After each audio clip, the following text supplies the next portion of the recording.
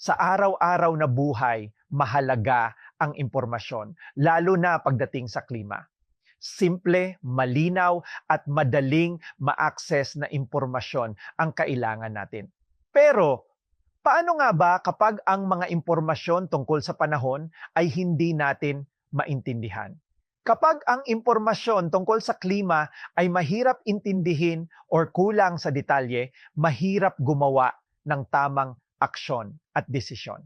Kaya mahalaga na ang ating mga climate information services ay madaling maunawaan, lalo na para sa mga magsasaka at mangingisda na nakasalalay sa klima ang kanilang kabuhayan.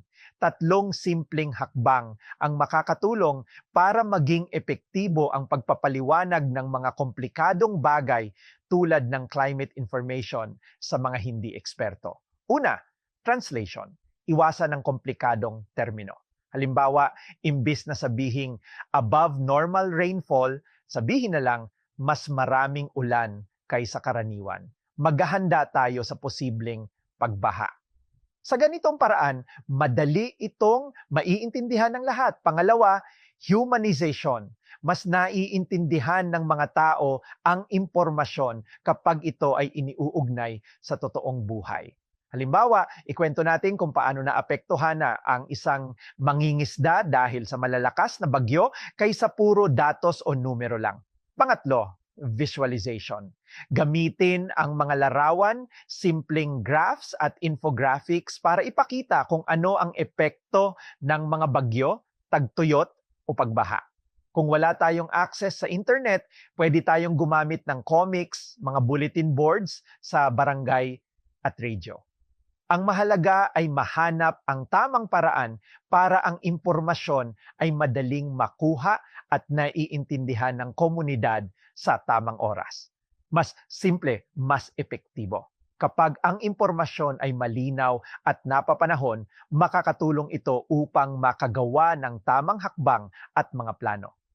Ang isang mangingisda ay makakapaghanda sa bagyo. Ang magsasaka ay makakapagplano ng ani bago dumating ang tagtuyot. Sa bawat hakbang ng paghahanda, mahalaga na ang climate information services ay tumutugon sa mga pangangailangan ng komunidad. Kapag ito ay simple, madaling makuha at napapanahon, magiging mas handa ang lahat sa anumang kalamidad. Ang layunin natin ay gawing kapaki-pakinabang ang mga teknikal na impormasyon tungkol sa klima at gawing mas ligtas ang ating komunidad. Kung malinaw ang mensahe, mas handa tayong kumilos at magdesisyon para sa ating kabuhayan. Magtulungan tayo, gamitin ang tamang impormasyon ukol sa klima para sa matalinong desisyon at mas ligtas na bukas. Sa usapang klima, dapat lahat kasama.